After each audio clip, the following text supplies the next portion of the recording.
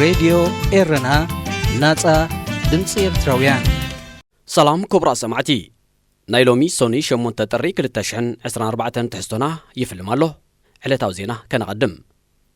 ኣብ አዲስ አበባ ኣብ ልዕሊ ኤርትራውያን ኣብ ዝቕጽል ዘሎ ግፋ ጓል 73 ዓመት ኤርትራዊት ተኣሲረን ኣብ ትግራይ ኣማይ ሰባት ባዕጸቦ ይሞቱ ምህላዎም ተገሊጹ ማሕበር ሃገራት ዓረብ ኢትዮጵያን ርእሰ ምሕዳር ሶማሊላንድን ንዝኸተሞ ስምምዕ ገማግም ባሕሪ ኮኒኑ ሬድዮ ኤረና ናጻ ድምፂ ኤርትራውያን ዜና ብዝርዝር ሓይልታት ጸጥታን ፖሊስን ኢትዮጵያ ኣብ ልዕሊ ኤርትራውያን ብዝቕጽልዎ ዘሎ ግፋ ጓል 73 ዓመት ኤርትራዊት ኣደ ከም ዝተኣስራ ምንጭታት ኤረና ካብታ ከተማ ኣረጋጊጾም እተን ወይዘሮ ዛህራ ዓብደላ መሐመድ ዓሊ ዝተባህላ ኤርትራዊት ኣደ ኣብ ኤርትራ ፓስፖርት ንምርካብ መስርሕ ስለ ዝነውሐንን ግዜ ስለ ዝወሰደን ኣብ ኢትዮጵያ ህጹጽ ሕክምናዊ ኣገልግሎት ንምርካብ ብስግረዶብ ክልላት ዓፈርን ኣምሓራን ቆራሪፀን ናብ ኣዲስ አበባ ድሕሪ ምእታወንን ብፖሊስ ተታሒዘን ኣብ ኣዲስ አበባ ኣብ ዝርከብ ቤት ማእሰርቲ ድማ እስታት ሓደ ወርሒ ኣቑፂረን ይርከባ መንግስቲ ኢትዮጵያ ኣብ ልዕሊ ኤርትራውያን ጀሚርዎ ዘሎ ግፋ ብዝለዓለ ናህሪ ኣብ ዝቕጽለሉ ዘሎ እዋን ህቡብ ድምፃዊ ዮሃንስ ስቲፋኖስን ጓሉ ስነ ጥበባዊት ሰምሃር ዮሃንስን ዝርከብዎም ስነ ጥበባውያንን ሓያሎ ነጋዶን ተራ ስደተኛታትን ይኣስር ከም ዘሎ ይፍለጥ ብዛዕባ እዚ ኤርትራውያን ነጻጺሩ ዝካየድ ዘሎ ግፋ ዝኾነ መግለጺ ዝሃበሉ መንግስቲ ኢትዮጵያ ኣብታ ሃገር ብዘይ ሕጋዊ መንበር ፍቓድ ዝነብሩ ዘለዉ ወጻእተኛታት ጉዳዮም ኣብ ውሽጢ ሓደ ወርሒ ከጻርዩን ሕጋዊ መንበር ፍቓድ ክሕዙን ብመንገዲ ክፍሊ ኢሚግሬሽንን ዜግነትን በርባዕተ ጥሪ መጠንቀቕታ ኣቕሪቡሎ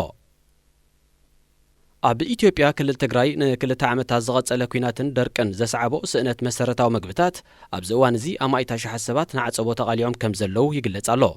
እዚ ኣብ ሓያሎ ከባቢታት ሃገር ዝቐጽል ዘሎ ጥሜት ብፍላይ ንደቂ ኣንስትዮ ቆልዑን ኣረጋውያንን ናብ ኣፈፌት ሞት ኣብፂሕዎም ምህላው ማዕከናት ዜና የተሓሳስባ ጋዜጣ ዘር ሪፖርተር ካብ ኣዲስ አበባ ብዘቕረበቶ ዜና መሰረት ካብ ከተማ መቐለ ኣስታት 120 ኪሎ ሜትር ንደቡብ ርሒቑ ኣብ ዝርከብ ከባቢታት ኣበርገሌ ብሰንኪ ዓጸቦ ልዕሊ 9 ሰባት ሞይቶም ኣብቲ ከባቢ ዝርከባ 13 ንኡሳን ምምሕዳራት ወይ ቀበሌታት ኣብ ክራማት ብሰንኪ ዝነበረ ደርቂ ምህርትን ምሕፋስ እውን ስለ ዘይተኻእለ ብዝያዳ ከም ዝተሃስያዩ ምምሕዳር ዝጠቅስ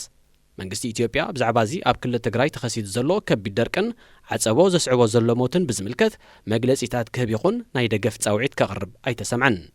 ኣብ ኢትዮጵያ ኣብ ዝተፈላለየ ክልላት ብሰንኪ ዝካየድ ዘሎ ኩናትን ደርቂ ዘሰዓቦ ኩነታትን ተጸባይ ረድኤት ናይ ዝኾነ ብዙሕ ህዝቢ ልዕሊ 13 ሚልዮን ከም ዝግምገም ትካላት ረድኤት የመልክታ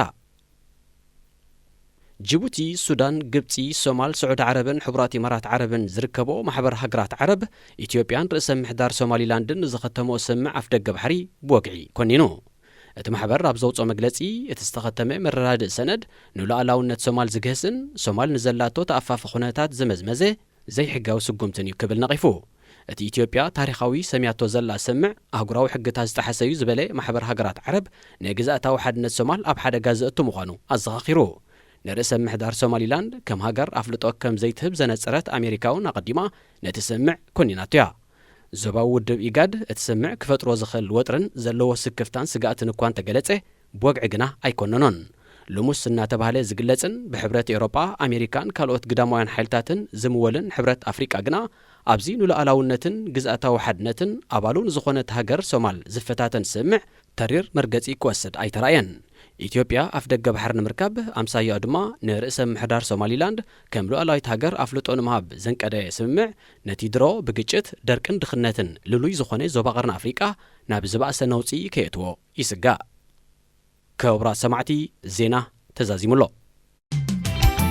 ሬድዮ ኤረና ናጻ ድምፂ ኤርትራውያን